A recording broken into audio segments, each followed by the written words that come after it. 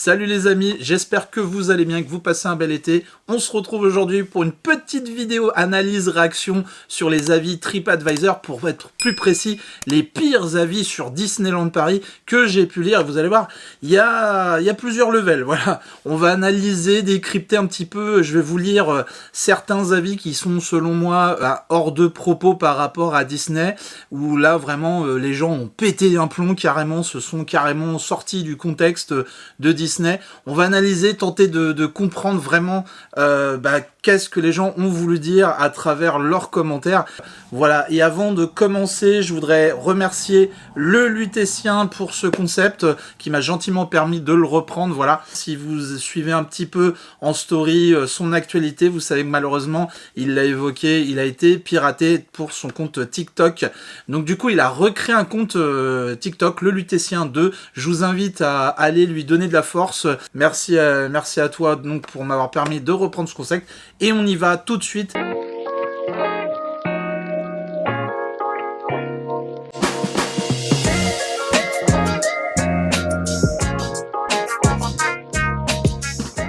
Alors là les amis, on a un post qui date du 27 janvier 2024. Je vous lis, imaginez-vous avoir tellement d'avis négatifs. Alors c'est la personne déjà qui s'auto-flagelle, je ne sais pas. C'est elle qui dit « J'imagine avoir tellement d'avis négatifs donc sur le parc Disneyland Paris. Nous avons été à Disneyland Paris hier. Nous avons dépensé pour la journée 400 €, billets, repas, transport. Déjà, pas rentrer dans le parc que je me prends une amende par les contrôleurs qui se réjouissaient de me verbaliser. En effet, moi qui ne suis pas de Paris, il est très mal indiqué que le parc se trouve en zone 5 et j'avais acheté un billet de zone 1 à 3. Bref, on commence mal la journée. Moins 35 €. Disney devrait mieux communiquer à ce sujet. » Alors là, tout de suite, les amis, je vais réagir directement. Disneyland Paris ne gère pas le réseau ferroviaire, le réseau tout simplement de la RATP. J'ai envie de dire que Disney ne peut pas être responsable du fait que vous n'avez pas pris les bons billets. J'ai envie de dire, vous savez que vous allez vous déplacer, que ce soit en transport, en voiture, j'allais vous dire, bêtement, c'est comme si vous me disiez, bah écoutez, je comprends pas, on m'avait pas dit qu'il fallait mettre de l'essence dans ma voiture pour qu'elle avance, vous voyez ce que je veux dire? Non, alors j'extrapole, attention, j'ai pas de haine du tout dans cette vidéo, mais il y a un moment donné, les amis, faut arrêter, quoi. Il y a un moment, c'est logique, vous vous renseignez sur les transports, quel transport vous allez prendre, donc forcément, peut-être le prix des billets, savoir en quelle zone vous êtes, surtout si vous n'êtes pas de Paris. Enfin, moi personnellement, si je dois aller dans le sud prendre des transports, voilà, hein, j'aurais pu dire à l'ouest, à l'est, partout, je vais me renseigner un petit peu en amont sur ce qui est fait, sur les types de transports que je peux avoir, les prix des billets, parce que j'ai envie aussi de savoir combien ça va me coûter, combien ça va me revenir cette histoire. Déjà qu'on sait que Disneyland Paris, faire un séjour, c'est quand même un certain budget. Voilà, donc déjà, moi, ça m'a fait réagir. Je trouve que là, on est vraiment dans du quelque part du hors-propos, quoi. Voilà, là pour le coup, je prendrais plutôt la défense de Disneyland Paris qui pour le coup n'y est pour rien. Donc voilà, bon, on commence déjà comme ça.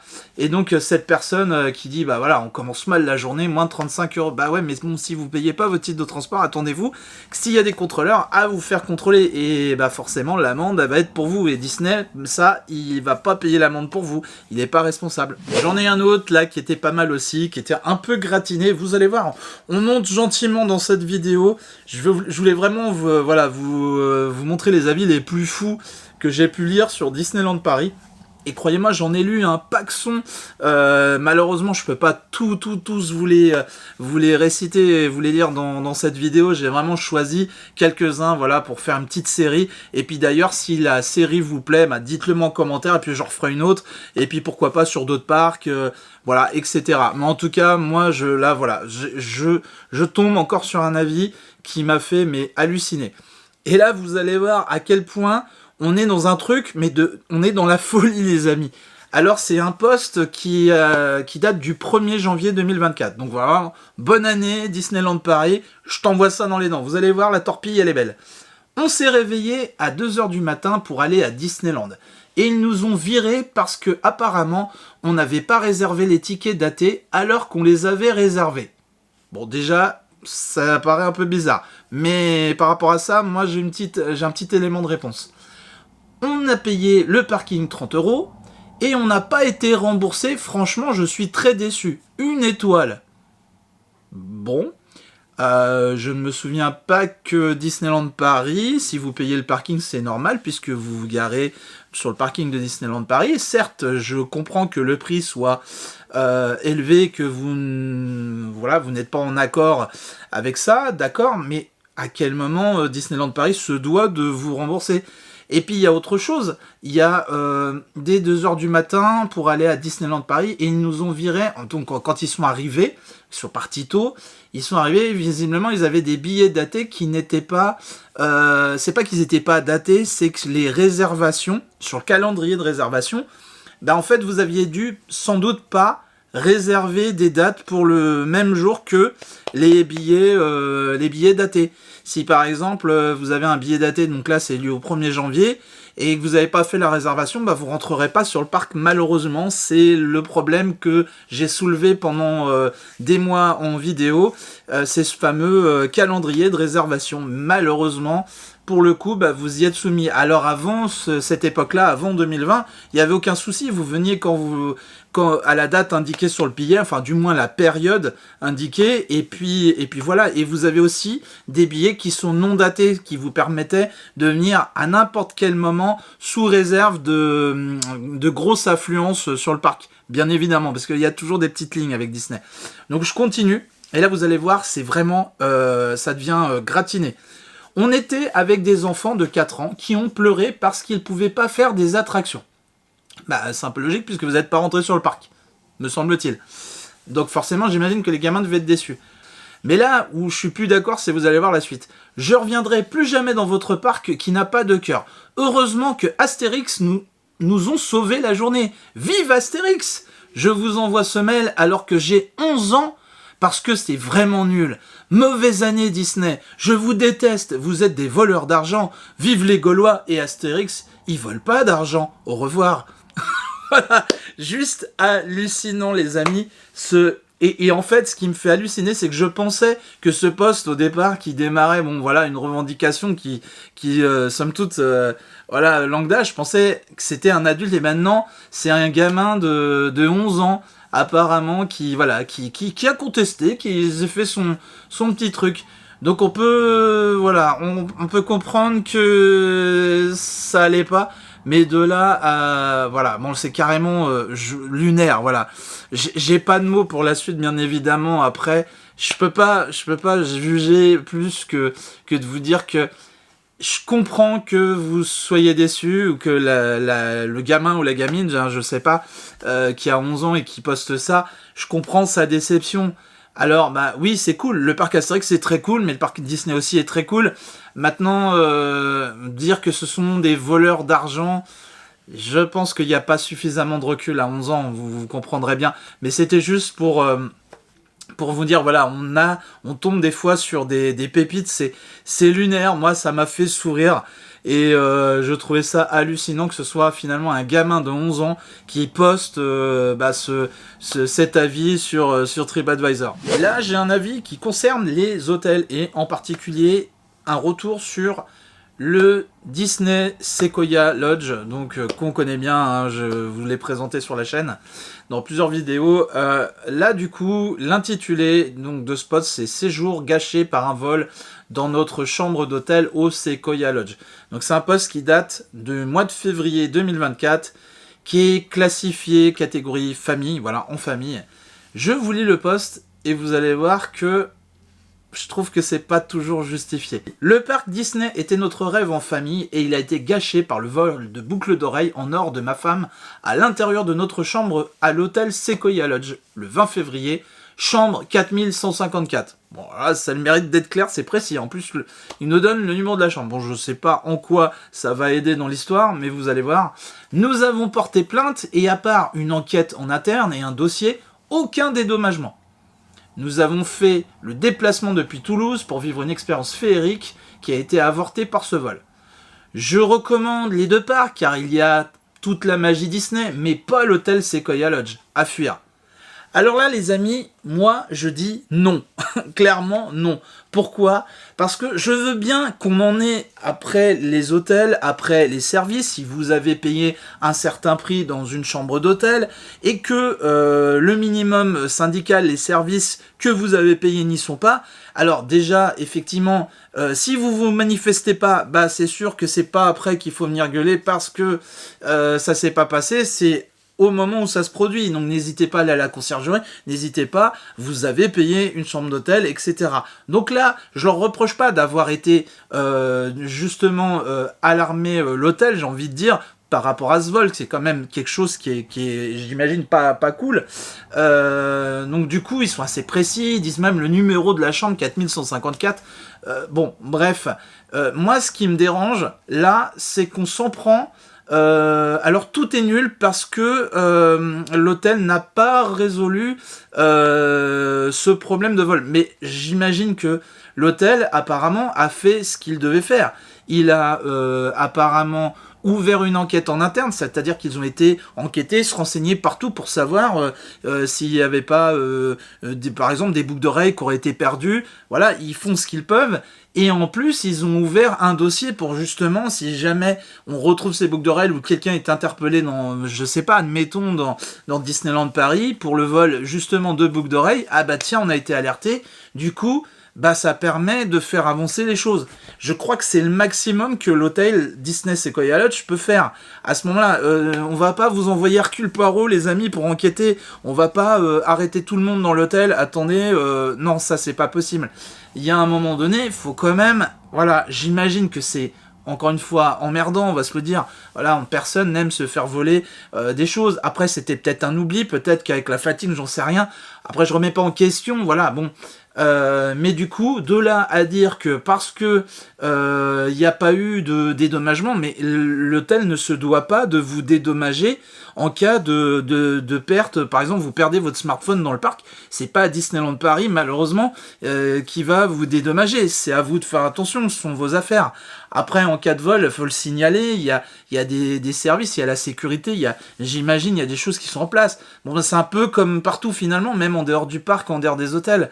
Malheureusement, oui, c'est embêtant, mais c'est pas au parc de vous dédommager pour ça, malheureusement.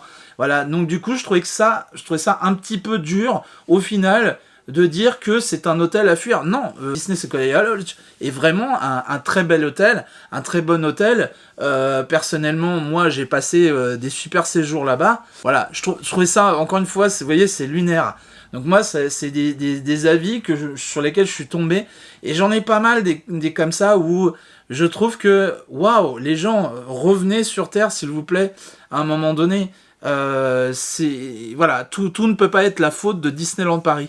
Alors celle-là, c'est je crois une de mes préférées. C'est très court, vous allez voir, mais je ne sais pas quoi dire. Si vous avez une réponse à ça, dites-le en commentaire. Je vous avoue que là, je ne sais pas. Donc c'est toujours en février 2024 que ça se passe. C'est toujours dans la catégorie en famille.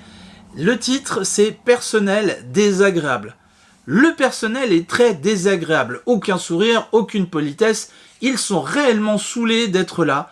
Aucune indication, aucun panneau pour se repérer dans les deux parcs. Fin. Bon. Là, je vois pas. Excusez-moi, je dois être, je ne sais pas, je dois être trop bête pour déchiffrer ma question. La seule question que j'ai, mais à qui vous vous adressez ? Alors le personnel, donc j'imagine que c'est adressé à Disneyland Paris, mais alors attention, le personnel, il y en a beaucoup, hein.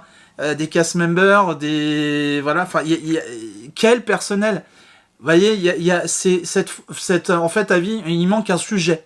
Clairement, voilà. Donc, je ne sais pas que dire. Je sais même pas. Je me mets à la place de Disneyland Paris qui lisent ça.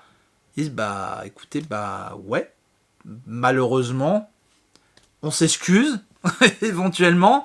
Ou alors, excusez-moi, mais de qui vous parlez, quoi ?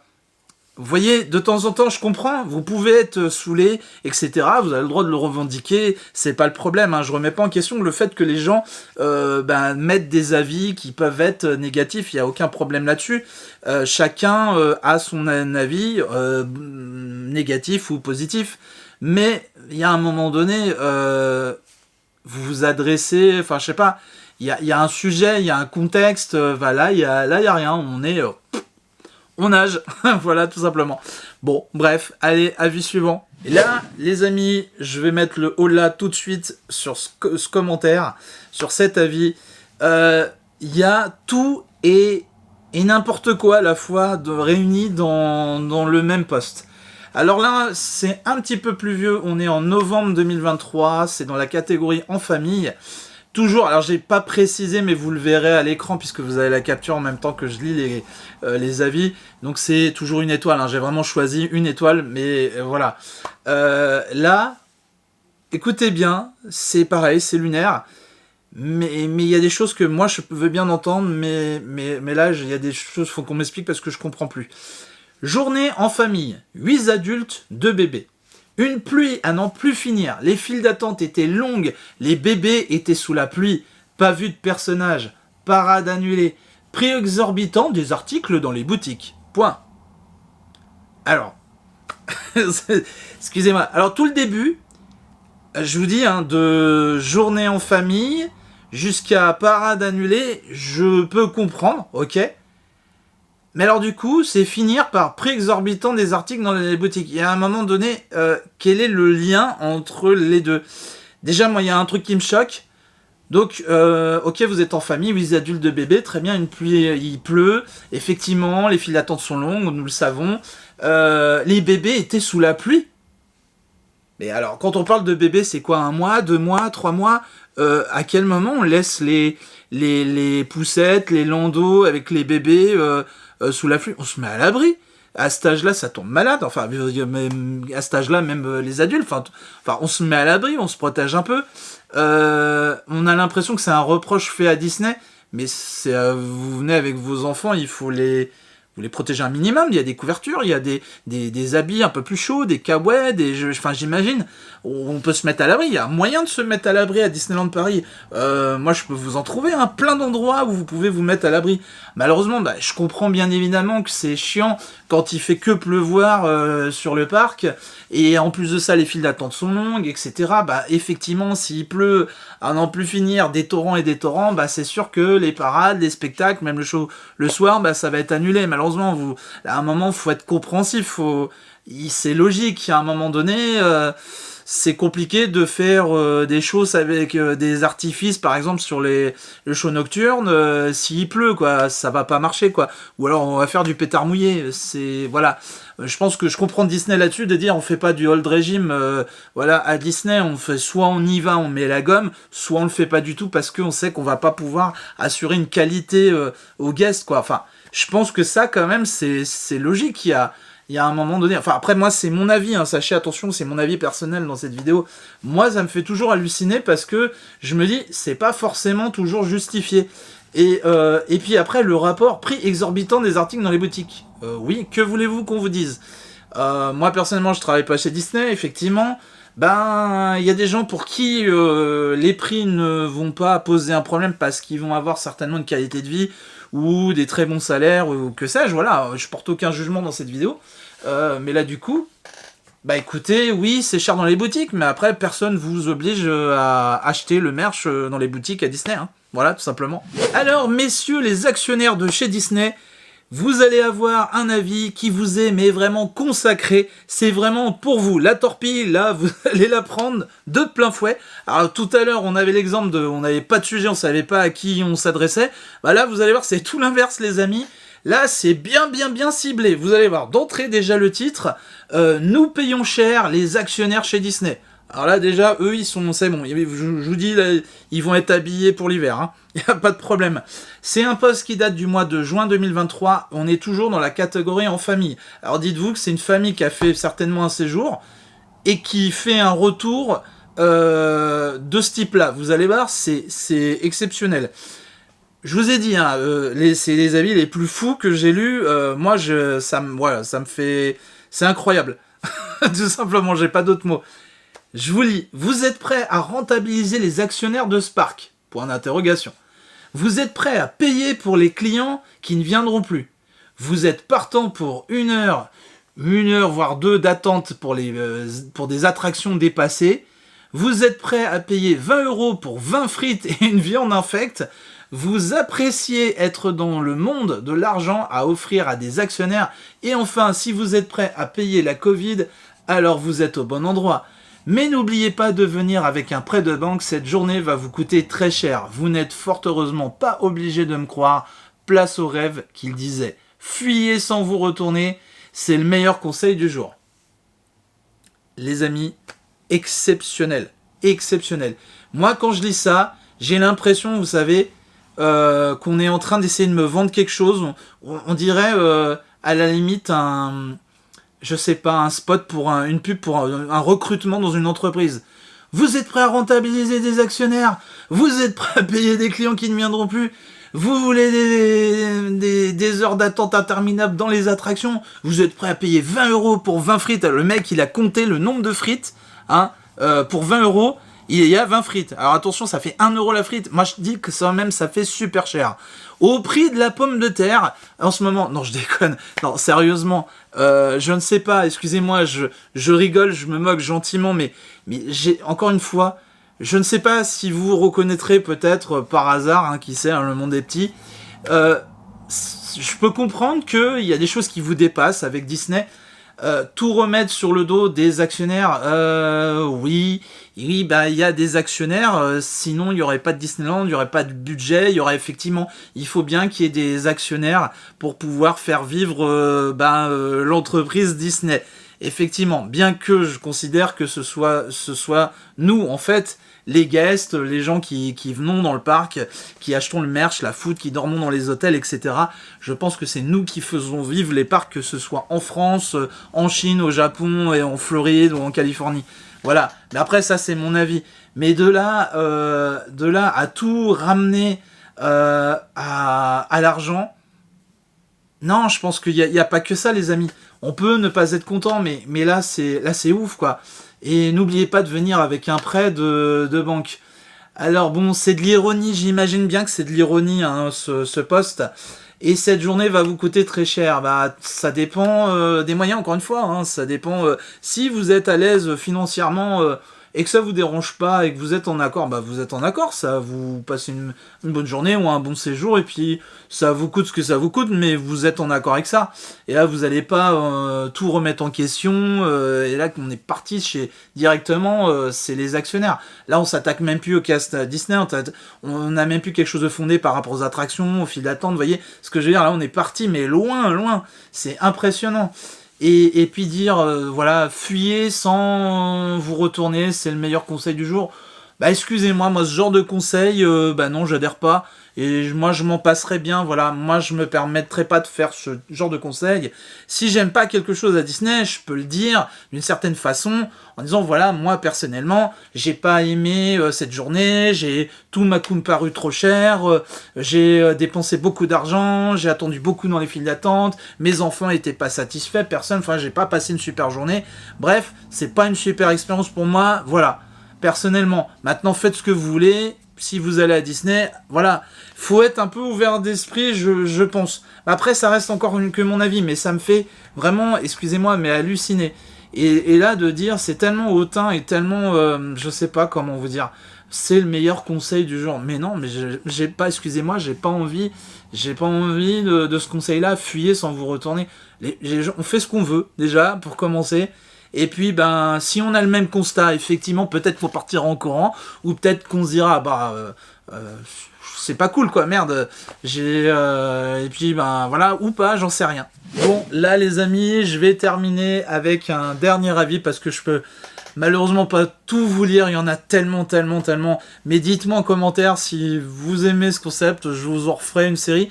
En dehors de TripAdvisor, voir les avis sur Google, ça peut être très drôle, parce que On a un autre... j'ai l'impression qu'il y a une autre dimension. Google, les avis Google, c'est impressionnant, les amis. Mais dites-moi en commentaire si vous aimez, hein, surtout...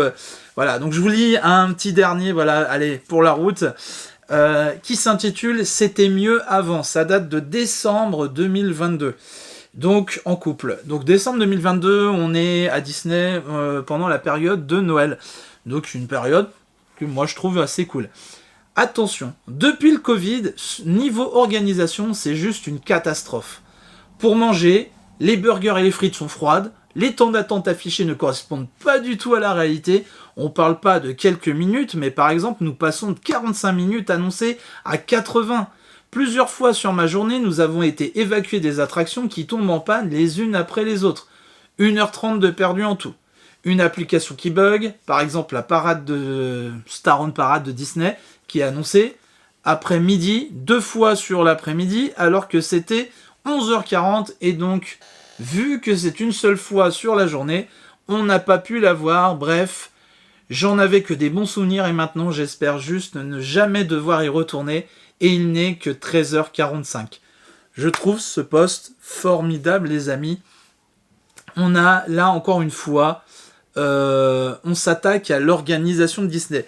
Alors je sais que j'en ai lu mais des centaines de commentaires, d'avis qui parlent de l'organisation, des files d'attente. C'est vraiment redondant, c'est vraiment ce qu'on a le plus, l'attente à Disney, l'organisation, des fois que ce soit les attractions qui tombent en panne. Et là pour le coup, là, il se réfère à ce qui s'est passé pendant le Covid. Moi, j'ai une autre expérience, un autre avis par rapport à la période où c'était, la Covid-19, où on était donc avec des masques. Souvenez-vous, on avait des jauges de visiteurs beaucoup plus basses. Je crois qu'on était à 10 000 ou 15 000 grand maximum sur l'ensemble des parcs. Écoutez, il y avait moins de monde dans les parcs, excusez-moi. Et c'était quand même plus cool, on respirait mieux. Je trouve que et c'est une ironie, hein, on avait des masques mais on respirait mieux. Vous m'avez compris, je trouve que c'était quand même plus cool parce qu'il y avait quand même beaucoup moins de monde. Faut savoir que l'effet de foule, moi personnellement, le fait d'être, quand c'est trop blindé le parc, à un moment, on aime bien se mettre à l'écart. Là, on en a plein la tête. Après, je pense pas être le seul à ressentir ça. Moi, j'aime bien aussi de temps en temps, faire une pause, m'écarter, aller un peu au calme. Voilà. Donc du coup, je trouve que c'est une époque qui était particulière, encore une fois. Moi, de mon point de vue, vous le savez, si vous suivez ma chaîne depuis le début, vous savez qu'à cette époque-là, j'étais dans des soins pour mon cancer, voilà, j'étais dans des soins de chimiothérapie, je revenais quand je pouvais, le parc avait fermé une première fois, une deuxième fois, etc. On avait les soft openings, il y a eu une organisation qui a été mise en place, hein. Il y avait des gels hydroalcooliques partout, il y a des plexis, on peut pas dire que Disney n'a pas fait le nécessaire pour maintenir le parc ouvert, les amis. Et heureusement qu'ils ont fait. Bon, malheureusement, ils n'ont pas pu. Voilà, ils n'ont pas pu maintenir le cap. Et après, forcément, octobre 2020, malheureusement, ils ont dû refermer une nouvelle fois. Et là, pour 8 mois. Mais bon, ça, vous connaissez l'histoire. Donc je trouve que dire que depuis le Covid, niveau organisation, c'est juste une catastrophe, non. Disney a toujours été organisé, c'est un parc qui accueille toujours du monde. C'est un parc qui a plus de 30 ans, qui sait comment gérer du monde. Après, c'est certain que vous allez avoir à certains postes, dans certaines attractions, dans les hôtels ou dans les boutiques, vous allez avoir du personnel qui peut venir à manquer. Et donc du coup, c'est un peu plus dur pour les casques qui sont là parce qu'il va falloir qu'ils assurent pour 2-3 personnes avec des fortes affluences. Surtout que là, on est en 2022, décembre 2022. Je pense que ça a quand même bien redémarré Disney. On est sorti des confinements, etc. Voilà. Donc du coup, s'il n'y avait pas eu une organisation qui tenait un peu la route, on n'aurait pas pu maintenir le parc, hein. Ça se serait cassé la tronche, les amis. Or, c'est pas le cas. Regardez, aujourd'hui, ça tourne plus que jamais Disney. On est en 2024, et puis il y a des améliorations et plein de choses qui arrivent. Là, il y a des petites choses qui me font marrer pour manger. Les burgers et les frites sont froides, c'est rigolo. Bon, bah voilà.